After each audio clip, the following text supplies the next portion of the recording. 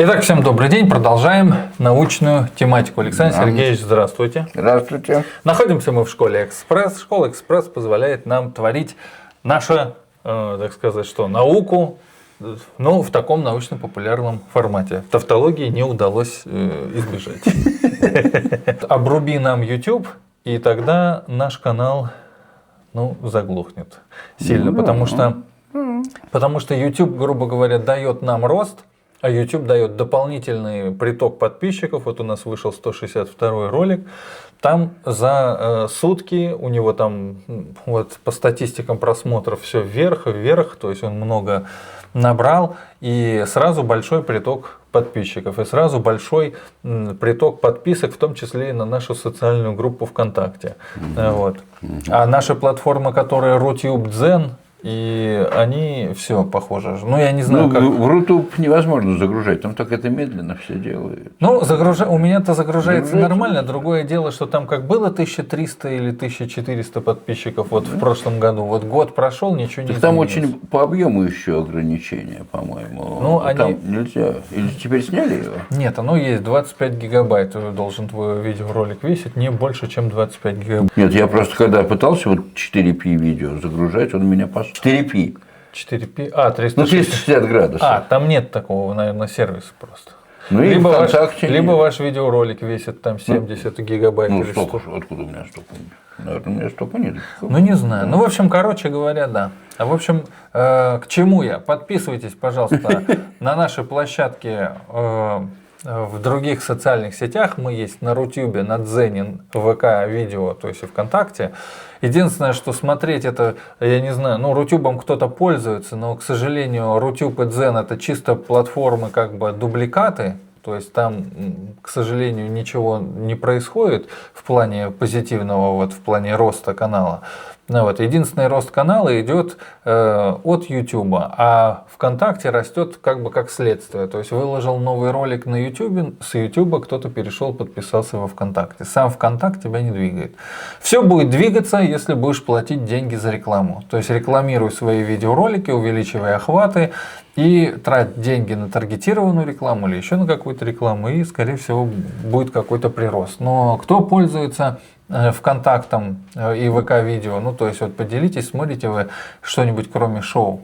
Вопрос актуализировался заново, может быть, я излишне бью тревогу зазря, просто прочитал новость, еще не факт, что она правдивая. Да. Конечно, нам бы не хотелось, чтобы все это как-то заглохло, но нервничать начинаешь, потому что непонятно, чего делать. У меня же есть достаточно хорошая, правда, она уже старая, коллекция видеоэкспериментов с физфака, и я на лекциях, когда читаю, я люблю эти эксперименты показывать. Естественно, я же не могу теперь позволить себе с нашего государственного вуза лезть в YouTube. Поэтому, слава богу, я все это перегрузил на Контакт. И у меня там ролик идет минуты 4.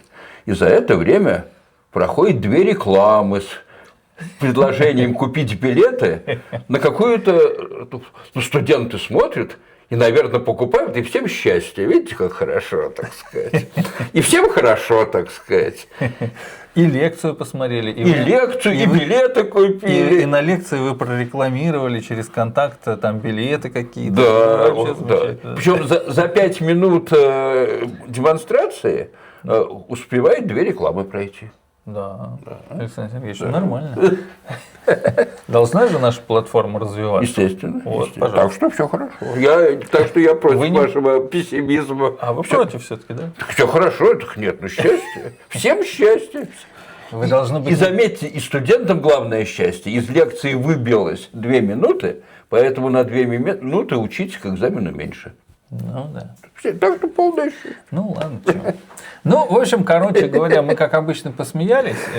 Надеюсь, что... Крокодильями слезами. Ничего плохого, надеюсь, мы никому не сказали. Подписывайтесь на нас ВКонтакте, пожалуйста. Если уж мы где-то и будем, надеюсь, что все-таки из-за этого мы наши лекции не прервем, останавливаться не будем. Ищите нас ВКонтакте. У вас ВКонтакте есть этот дубль всего-то? Все, конечно. Да? На Рутюбе даже комменты регулярно. Там кто-то комментит, кто-то пишет что-то, лайки ставит. Но только сам канал не растет.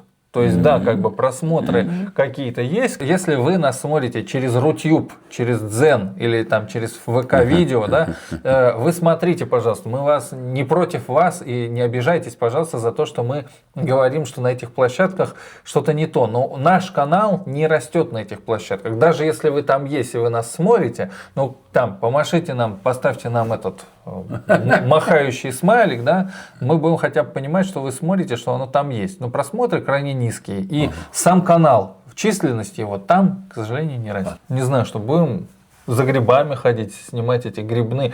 Нам нужно новую ввести рубрику. Вот вы постоянно снимаете с поездок, а нам надо лекцию. Я увидел не так давно, где-то, не помню где-то, ну какой, то ли МФТИ, то ли еще что-то. Там они в лесу к дереву прибили доску. Или там как-то закрепили. И прямо вот на ней что-то Не, у меня была такая мысль, только, понимаете, приличная доска в машину не влезает. Надо какую-нибудь складную. Такие бывают? Ну, или несколько, вот, которые отдельно. Такая была мысль. Не, ну понимаете, если, так сказать... Птички будут петь. Но тогда, 4π-то контакт так и не сделал. 360 градусов. Да, но не сделал. Что ж. Ну так, а там интересно 360 градусов. Вы когда-то меня на это дело... Да, это, да, вы же мне показали. Это и у вас все из-за меня. Простите. Конечно, да. Я приношу извинения. Александр Сергеевич, я когда-то показал ролики про Insta360. Да. Вот, думаю, человек взял, пошел, купил. Надо было мне. Потом самое главное, у меня эта камера вылетела из рюкзака. А, вылетел? Так там же новые выходили после нее. Вот. И вообще я там всю пробежал на лыжах, все обратно. На лыжах я был жутко огорчен. Мне Оля новую камеру купила, увидев мою радостную рожу по этому поводу. А через неделю нам позвонили, говорят: ой, мы вашу камеру нашли. Так а что, прикольно, можно же с 2 ракурсов снимать. А пусть оно 360, но все равно там одна верхняя, другая нижняя, их можно одну под другой. Как-то, ну я не знаю, я бы там я бы не потерялся с 2 камерами. Да, было бы. Надо попробовать интервью сделать 360. Кстати, но это только на природе. А что нет? Прикольно было бы. Да, нет. Там что хорошо? Там, если человек хочет видеть формулу, он одним поворачивает. А если ему это все противно, он смотрит там на склон или на девушку какую. Ну, куда хочешь, может смотреть. В этом есть плюс. Безусловно. Правда, сейчас возникла некая проблема, но каждый ролик, всегда есть там что-то интересное. И можно ли в редакторе поставить так, чтобы он начинался, глядя туда, куда интересно нужно? Нет, потом человек может... Но так-то можно не найти. Нужное место. Так вот, оказывается, для этого надо только платную версию редактора покупать. Да и стоит-то не бог весь, 4 штуки, так сказать. В месяц или за один раз? Все, за один раз. Можно купить. Да, так она только $1. Сейчас слишком хлопотно. Это не у нас надо покупать. Но надо сказать с ИИ. Мы за 2 часа придумали, и теперь я умею это делать бесплатно. Нет, только настройками открытыми. Только открытыми настройками. Но можно это обойти. Правда, немножко геморройно, так сказать. Но можно. То есть, там надо панораму. Значит, там же как, панорама сшита, да, и вот когда крутишь, и вот во время показа нет опции повернуть панораму на сколько-то градусов.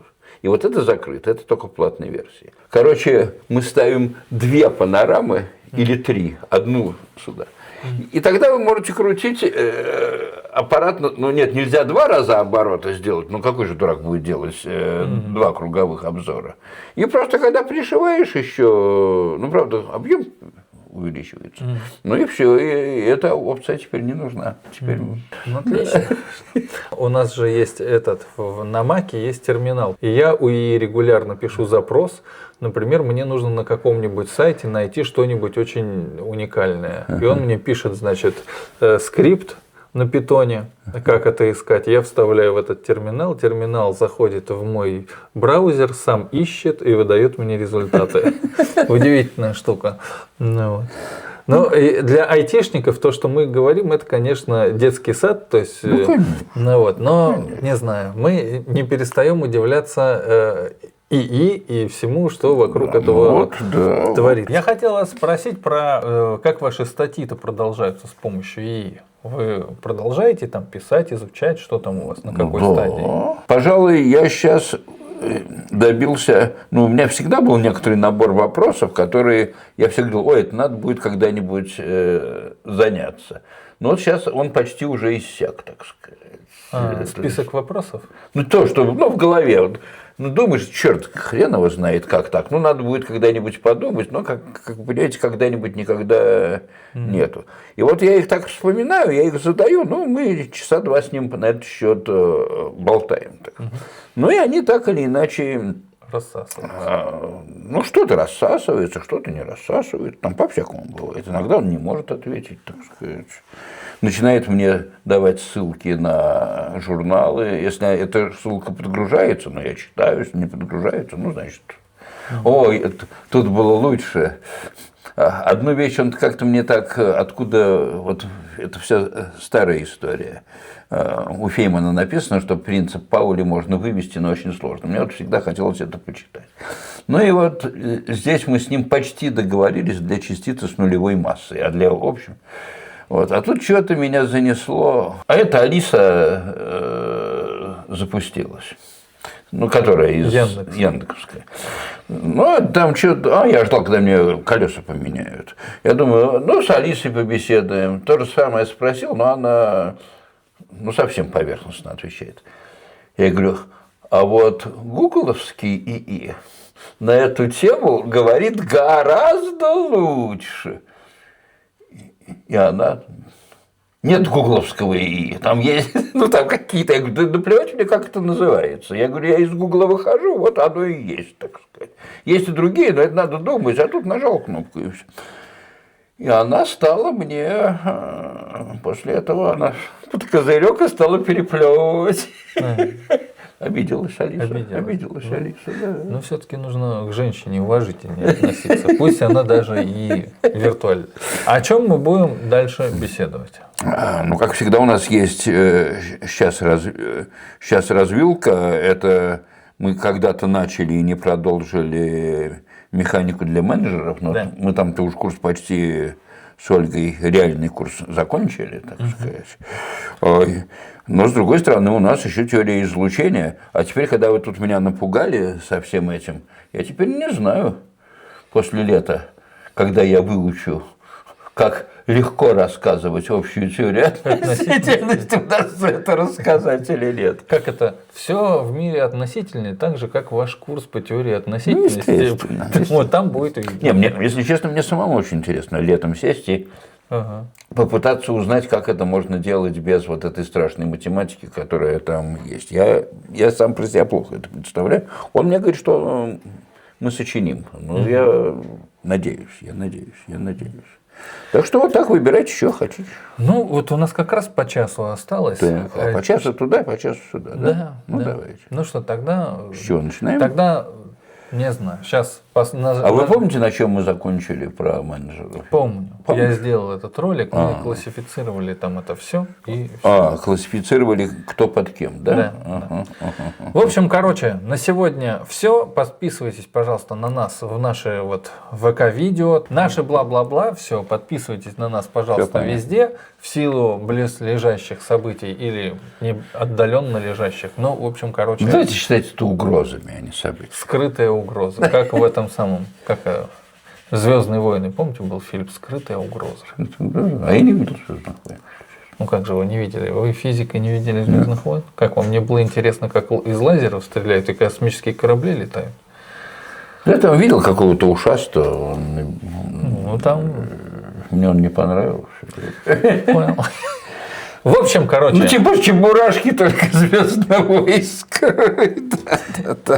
В общем, короче говоря, мы сейчас нажимаем «Стоп» и начинаем следующий видеоролик. Идите нажимайте. Иду.